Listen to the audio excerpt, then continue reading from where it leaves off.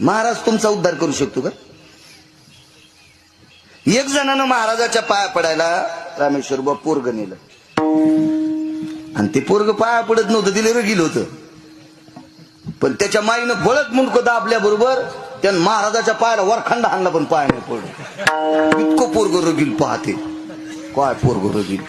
आता ते महाराजाला गपचिक बसले, ते 500 रुपये टेकल्यामुळे ते गपचिक बसलं.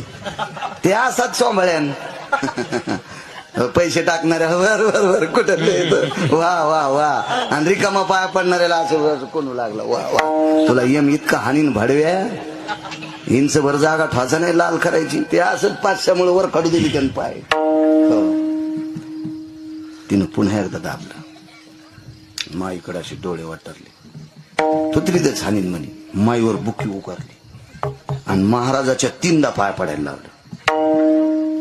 ते पोरग बाजूला गेल्यावर महाराज म्हणले, बाई ते पाया पडत नाही तरी 3दा माझ्या पाया पडायला कसं काय लावलं? महाराज हे 3 वर्ष झालं पहिलीतच आहे, आणि मग तुमच्या पाया पड्यावर दुसरीच जाईन. महाराज म्हणले 20 वर्ष झालं माझ्याच पोराला गोळ्या चालू आहेत. मग ज्या महाराजाला त्याच्याच पोराला गोळ्या चालू आहेत ते तुमची पोरं नीट करतोय.